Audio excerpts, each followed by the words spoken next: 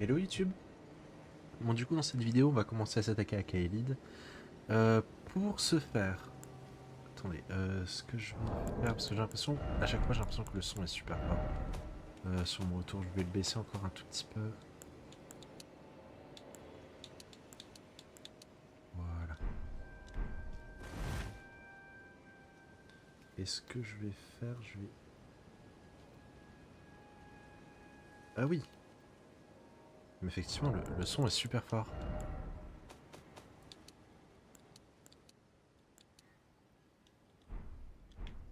Ça devrait être bien plus raisonnable. Bon dommage que je m'en rende compte après 25 épisodes, mais... Alors, je vais récupérer deux trois trucs ici. Et ce que je vous propose, c'est qu'on aille faire un petit cimetière qui se trouve là. Et on va aller faire une mine. Donc il n'y a pas beaucoup de runes, mais... Hop. Ah. Hop là. Et à la fin, on va récupérer un super katana. Un des meilleurs du jeu. Peut-être même le meilleur du jeu. N'écoutez pas les gens qui vous disent que la rivière sanglante c'est le meilleur katana, ils se trompent. Voilà, je vous le dis. Le katana est fort, mais ceux qui vous disent que c'est le meilleur katana, ils se trompent. Voilà. Et vous pourrez pas me faire changer d'avis là-dessus.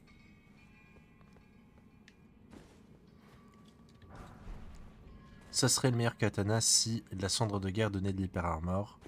Le problème, c'est que c'est pas le cas et il faut réussir à le casser de but en blanc. On peut faire mieux que la rivière sanglante. Prenez juste un Agakiba amélioré. Voilà. En affinité 100 et avec enchaînement de taille. Et vous aurez mieux. Voilà. Ou juste un Agakiba acéré. En affinité acérée avec enchaînement de taille. Et le buff feu sanguin.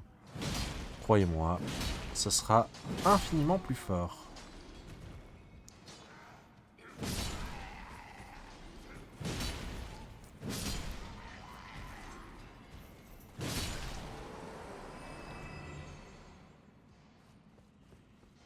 Donc là, le plan, ça va être de faire tout Kaelid.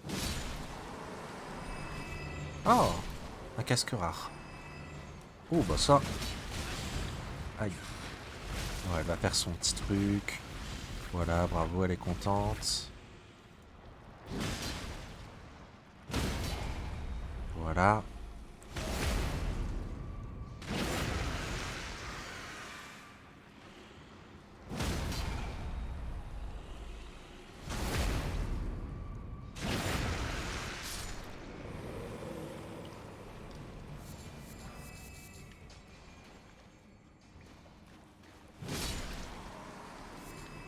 On va récupérer une super arme.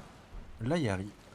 C'est une hallebarde, si je dis pas de bêtises, qui applique des dégâts de saignement. C'est vraiment une très très bonne arme. Je sais pas si c'est une lance ou une hallebarde. C'est une lance. Et elle a un moveset de hallebarde.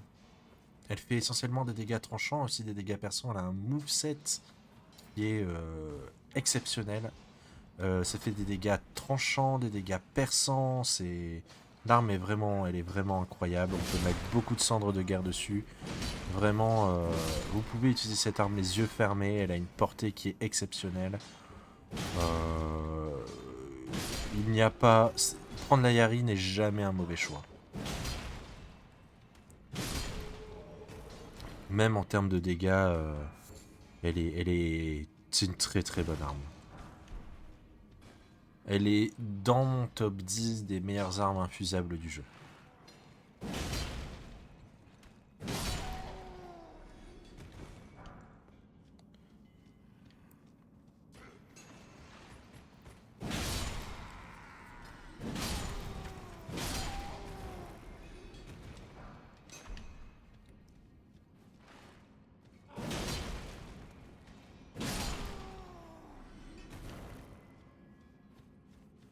Et c'est peut-être la meilleure lance, tout court.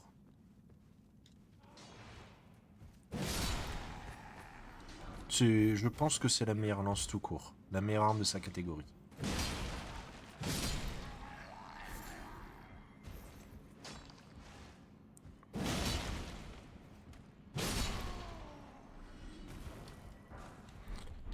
Alors, le fait qu'on ait affronté Makar à l'épisode précédent nous a un petit peu échauffé. Parce que concrètement, on va affronter une même version de ce boss-là, en plus faible. Voilà, on va dire les choses.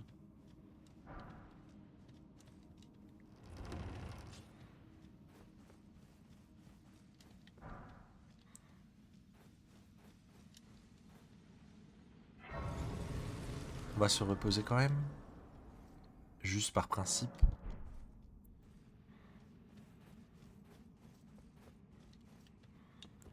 On va se buffer même. Hop.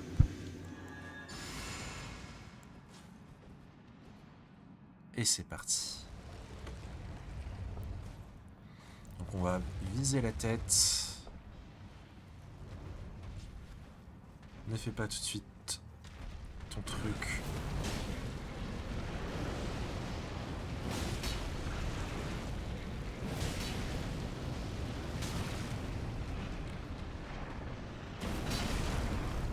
Purée.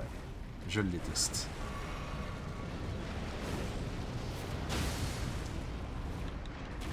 Donc là, on a le temps de faire ça. Et lui mettre un coup critique. Et c'est fini pour lui. Hop là.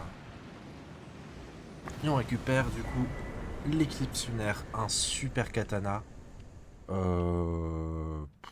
C'est le katana de base, en légèrement amélioré. Bon, vous pouvez pas changer la cendre, vous pouvez pas changer l'affinité, mais si vous faites des dégâts magiques, si vous êtes un magicien... Attendez. J'ai rêvé ou... Ouais, hein. J'ai pas tué tous les... Attendez. Ah oui, non, mais c'est pas... Je suis bête, c'est parce que je me suis reposé... Je me suis reposé à la grâce. Je veux dire, mais j'ai pas tué tous les mineurs de ce donjon. Mais si. Je suis bête. On va repartir ici.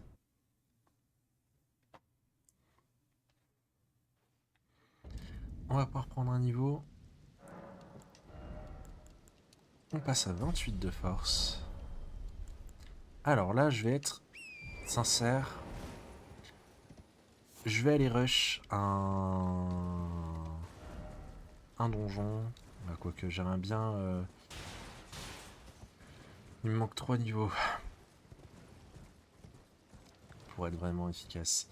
Bon, je vais aller chercher une cendre de guerre qui est vraiment excellente. Bon, c'est la cendre de guerre la plus utilisée sur cette arme. On va aller la chercher. Et vous allez comprendre pourquoi hein, cette cendre de guerre est excellente sur cette arme. C'est pas la meilleure, mais elle est bien.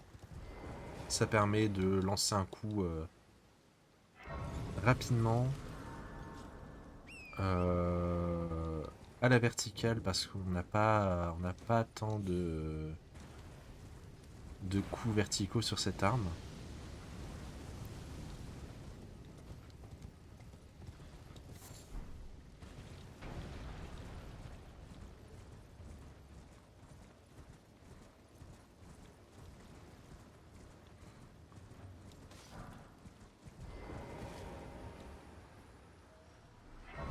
On va se rendre dans ce château-là.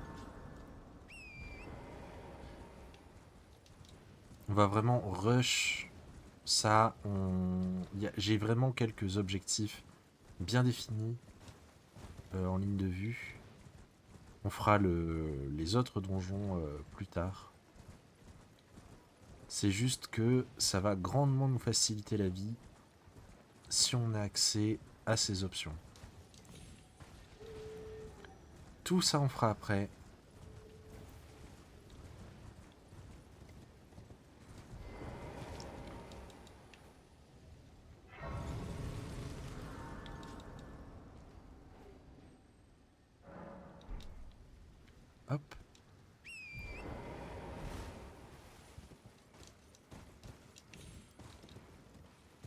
On va se jeter sur cet ennemi. Là, on va espérer ne pas se faire repérer. Ah, on s'est fait repérer. On va lui foncer dessus. Ce chevalier. Sinon, il va nous canarder pendant longtemps. Et j'aimerais éviter ça. Ah, c'est malheureux. Ah, il allait faire la cendre de guerre qu'on va aller chercher. Bon, point où on en est. Allez, amenez-vous. On n'est plus à ça près.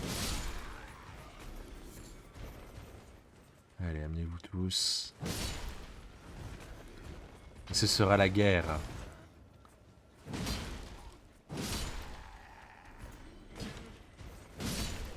Alors maintenant, faut assumer. Hein.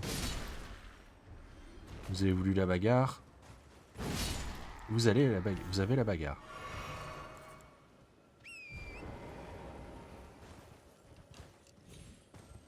On va récupérer ça. Voilà, c'est comme si on n'avait pas perdu de vie du coup.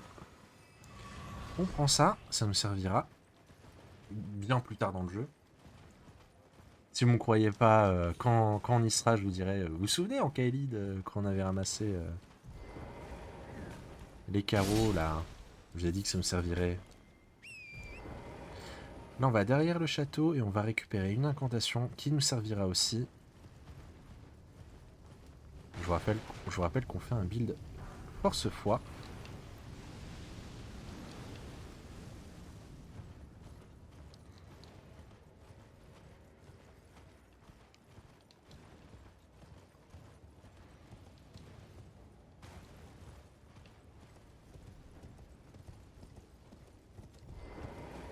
Hop là. Alors l'incantation qu'on vient de ramasser, c'est une incantation qui augmente nos dégâts physiques et de feu de 15%. Et des dégâts de feu, on va en faire. C'est moi qui vous le dis. Pas pour l'instant, mais dans un futur proche. D'abord, on va chercher la cendre de guerre qui va bien.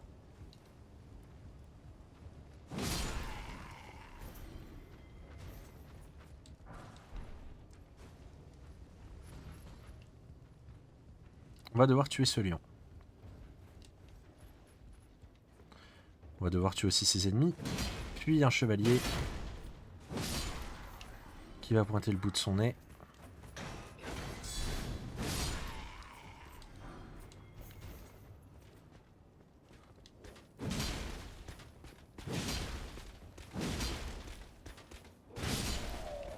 Ça ne nous dérange pas de trade.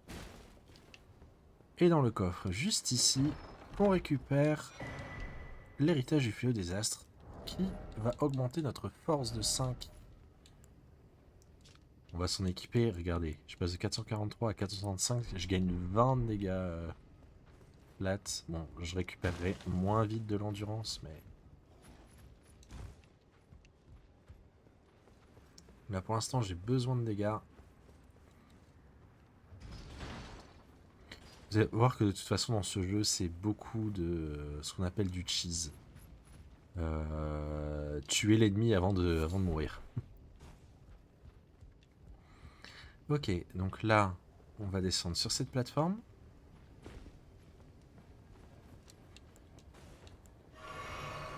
On va récupérer les cathares, une super arme.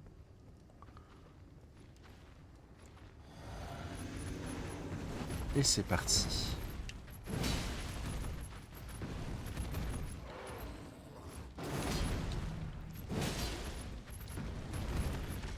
Un, deux, trois.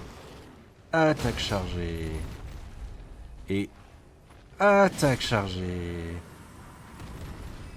Et on récupère la griffe du lion, du coup, une super cendre de guerre. Un peu surcotée à mon goût, si vous voulez mon avis, mais si elle est populaire, je pense que ce n'est pas pour rien. 15 minutes. 15 minutes, 15 minutes. Est-ce que j'ai le temps? On va changer la cendre. Elle sera plus pratique que Track Géant, je pense. Elle partira plus vite en tout cas.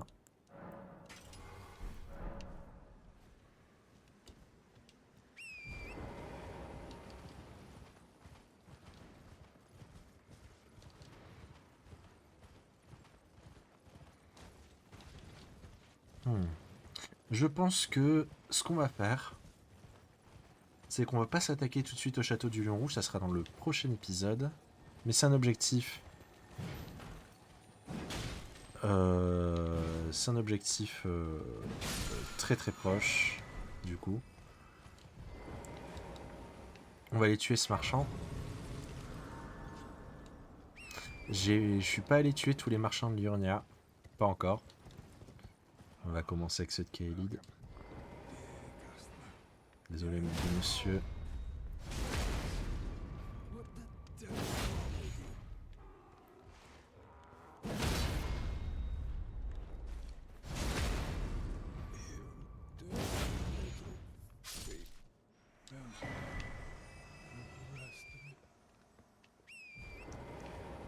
Alors, je vous déconseille de passer dans le lac de putréfaction pour l'instant. Parce que si vous passez un petit peu n'importe où, vous allez vous faire envahir. Et à ce stade de la partie, on n'a pas trop envie de se faire envahir.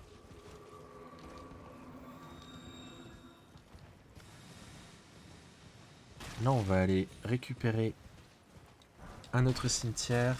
Et on va aller enchaîner 2 boss nocturnes. Il va y avoir un gros dragon. On va pas l'affronter tout de suite. Voilà, c'est ce dragon-là. On l'affrontera bien plus tard.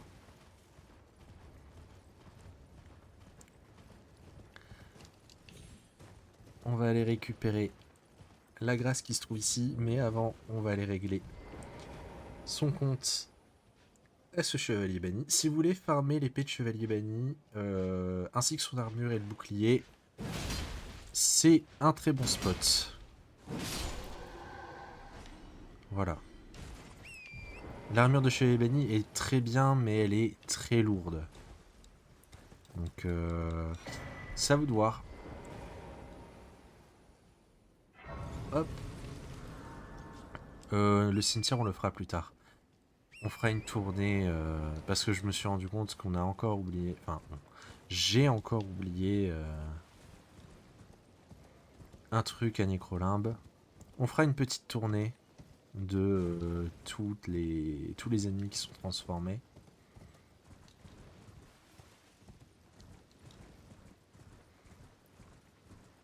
On récupère ça. La carte de Kaelid. On tuera le marchand après. Là, on va s'occuper d'un cavalier nocturne. Mais d'abord, on va récupérer cette grâce. Voilà. On va descendre, récupérer des pierres de forge et un arc runique.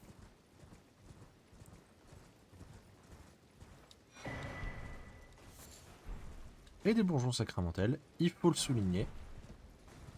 J'ai combien de pierres de forge? 4 7 17. Oh, je pourrais améliorer ma hallebarde. Alors, on va commencer par le cavalier crépusculaire.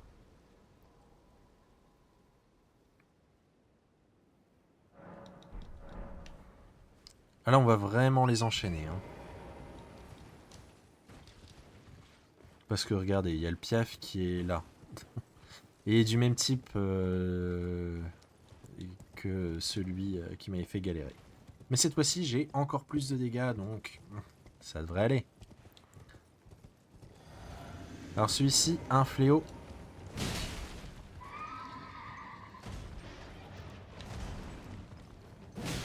Hop là, il aime pas trop, hein.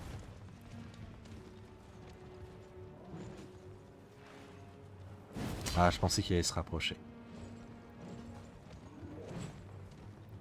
Allez, viens là.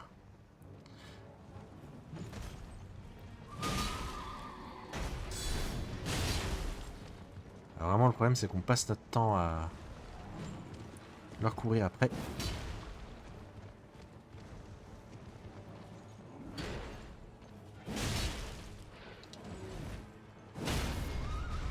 Et c'est fini pour lui. On récupère une cendre de guerre qui est vraiment médiocre.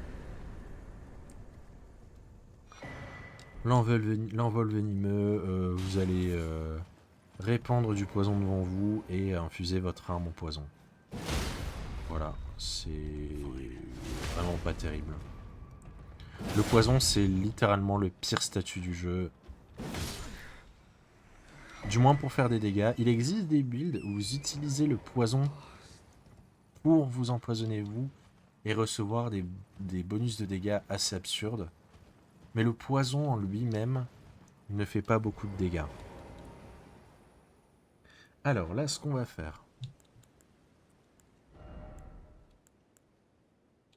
on va augmenter la foi. On va, on va passer là-dessus. Cendre de guerre.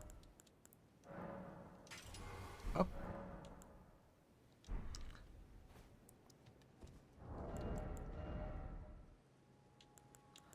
On augmente encore la foi. Et on va mettre le talisman sacré. Et là, on va le dérouiller, hein,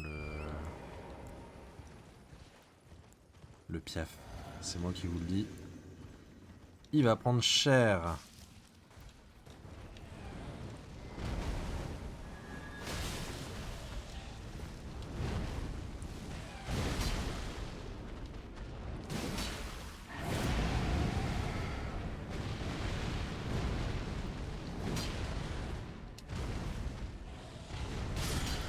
Et voilà. Je vous avais pas menti. Il va nous donner un super espadon qui est très très très très fort pour les builds d'intelligence. Si vous voulez augmenter uniquement votre intelligence, vous prenez le prérequis et vous augmentez que ça, l'intelligence, et vous spammez la cendre. Vous allez voir, les dégâts sont absurdes. Je rigole même pas.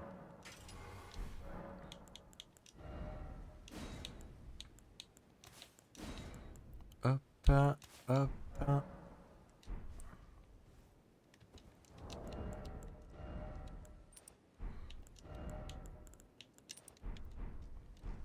On va pouvoir reprendre un niveau.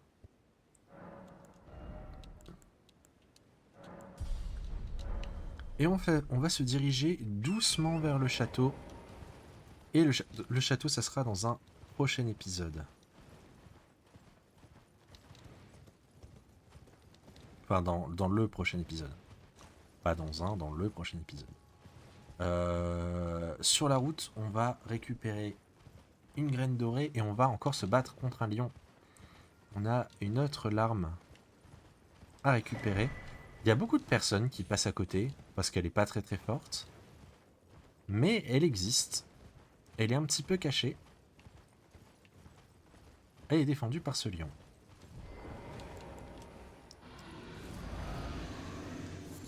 Allez, viens là. 1, 2, 3. Attaque chargée. 1, 2. Attaque chargée. Et c'est fini pour lui. On récupère une pierre de forge 4. Et elle est ici. Ah non? Bah. Attendez. J'aurais rêvé. J'étais persuadé qu'il y avait une larme ici. Défendue par un lion. Bon bah je l'ai peut-être rêvé. Tant pis. C'est pas grave. Alors là. Donc on va se diriger vers la prochaine grâce.